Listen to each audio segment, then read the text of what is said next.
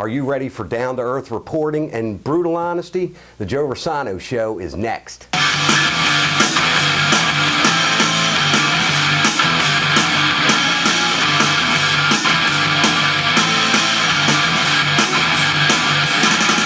Welcome to the Joe Rossano Show. Hi, I'm Joe Rossano. The mission of the Joe Rossano Show is to lay out the issues in a down-to-earth fashion using brutal honesty. So as of right now, stop watching the news and strictly get all of your information going forward right here on the Joe Rossano Show. No more CNN, no more MSNBC, no more Good Morning America. In this edition, I'm going to discuss and analyze the election between Mr. Donald Trump and Secretary Hillary Clinton. Now, I want to take a few short moments to say again, this election is between Donald Trump and Hillary Clinton. Now, the Joe Rossano Show will never advise anyone as to what to do. However, I will say this. Anyone who posts on Facebook all day to let Gary Johnson debate or we must stop Trump, I say stop wasting your time. The next president of the United States will either be Mr. Trump or Secretary Clinton. Gary Johnson will never garner enough electoral college votes to become president. Now, some of you say never say never. Well, I'm saying never. I don't care if Gary Johnson and Jill Stein debate Donald Trump and Hillary Clinton every day until Election Day. Neither of them have the money or the resources to win enough states to win the presidency. That's it, and that's that. Moving right along. Donald Trump refers to Secretary Clinton as Crooked Hillary. And why, you ask? Because she's crooked. She is. Anyone who has followed this election process or the Clintons are well aware that this woman lies every chance she gets. And what is very disturbing to me personally, in some cases, is because she lies for absolutely no reason at all. Now, I will never make comments unless I can back them up with facts. I'll start with Hillary Clinton. Fact. Hillary Clinton claims that when she and husband President Bill Clinton left the White House, that they were dead broke. Now, that all depends on your definition of being dead broke. When they left the White House, Hillary Clinton had already secured an $8 million book advance. Now, considering that their current net worth is well over $100 million, perhaps in her eyes, only having $8 million to live on must have seemed to Mrs. Clinton as if they were dead broke. It seems Secretary Clinton can't even bring herself to tell the truth about her own name. She claimed to be named after Sir Edmund Hillary, one of the first men to climb Mount Everest. One small problem, though.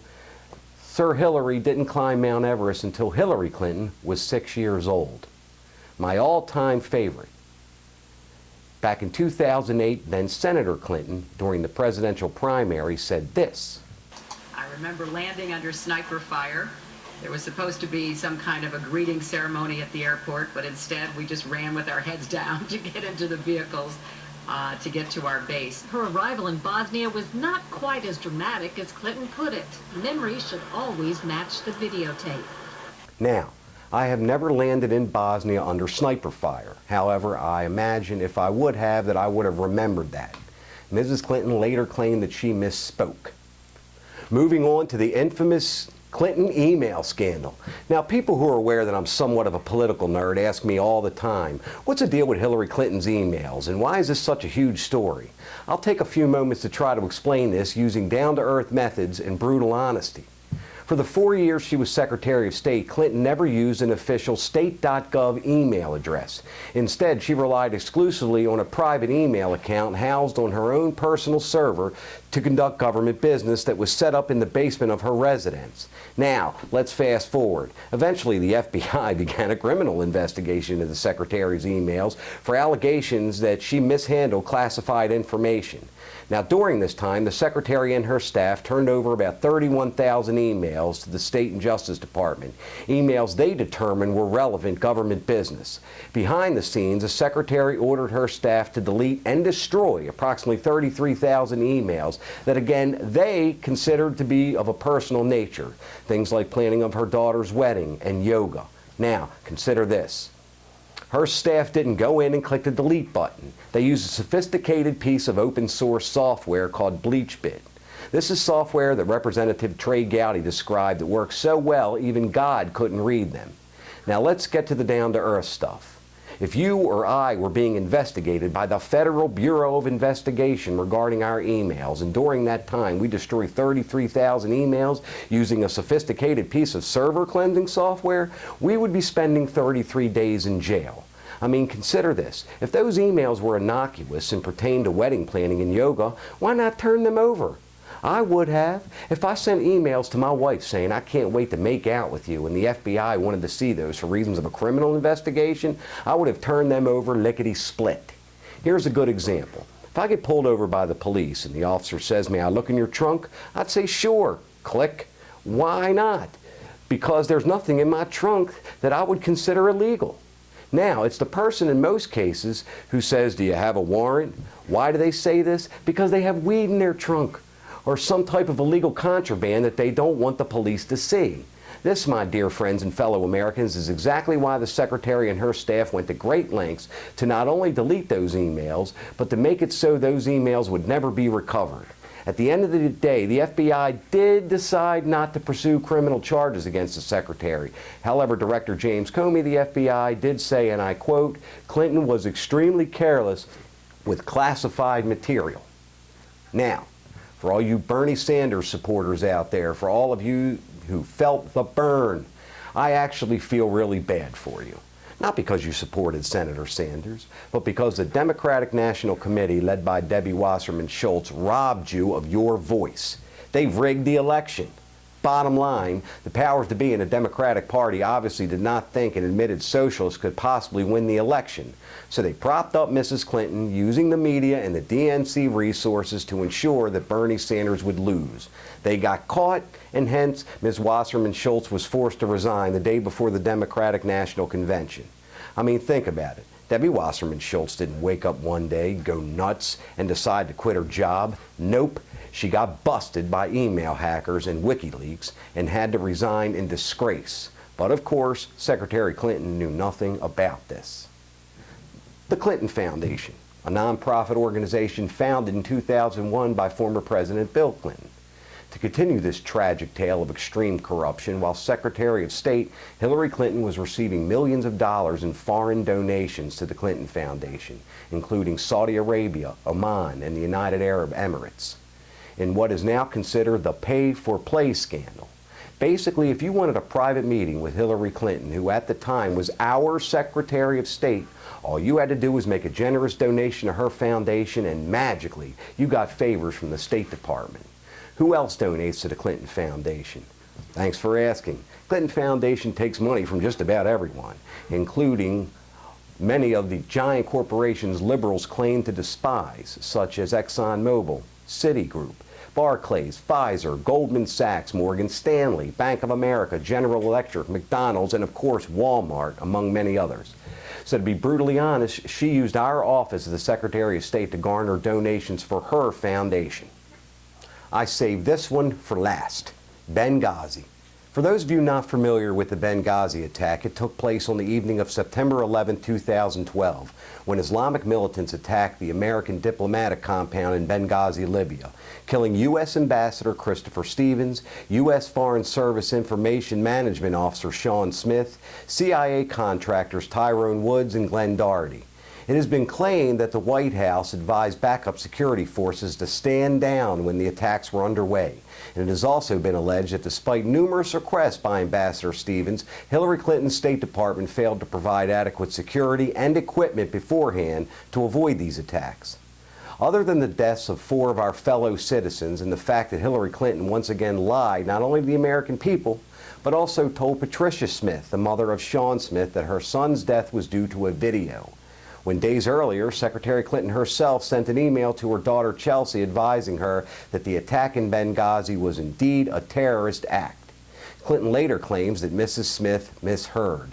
Now again, I've never had a child die in Benghazi. However, if I would have and had the opportunity to speak with the Secretary of State of the United States, I would not have misheard.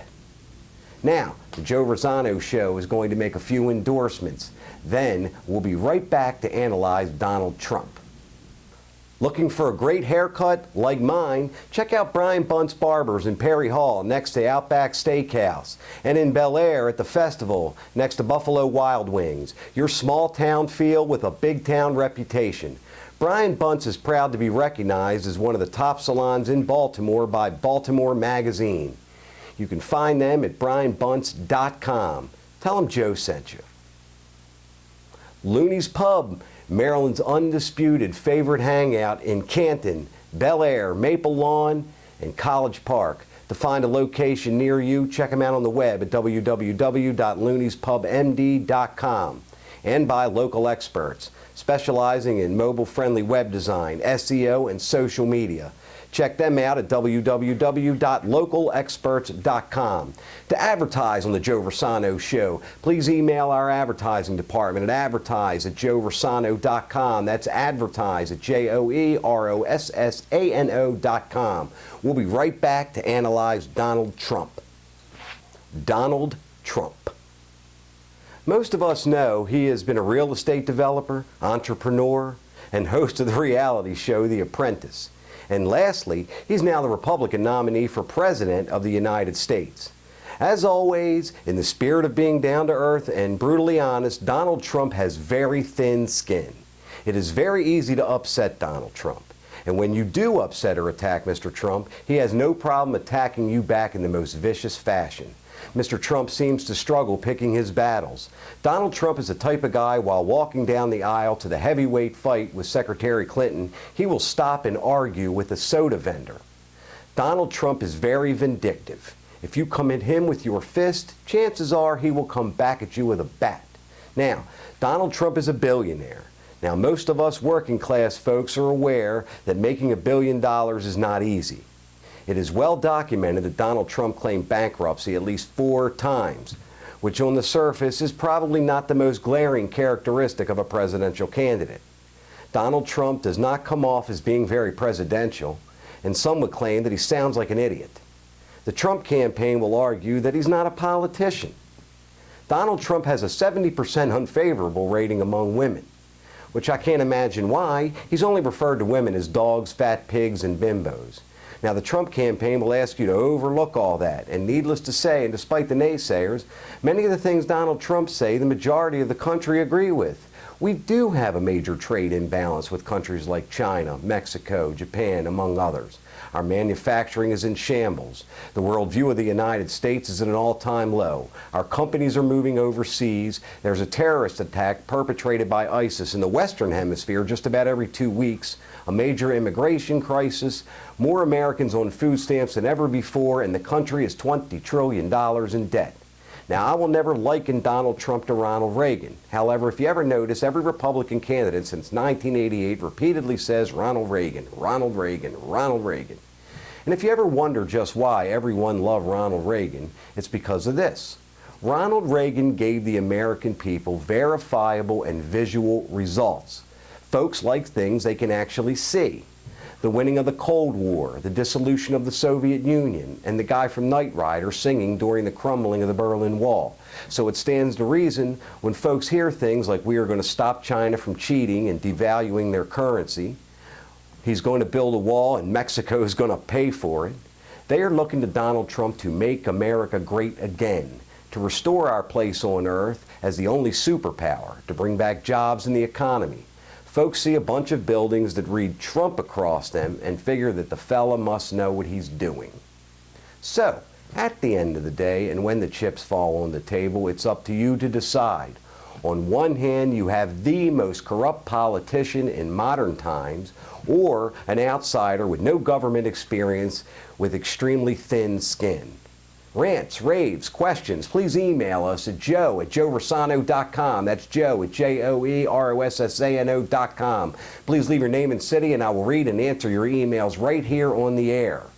On Facebook, check us out at facebook.com/Joe Rossano Show, and on Twitter at @RealJoeRossano. Tune in for the next edition when we discuss and analyze law enforcement in the community. Thank you for tuning in to the Joe Rossano Show, brutally honest and down to earth. I'm Joe Rossano for our producer, Carol Brown. God bless, and we'll see you next time.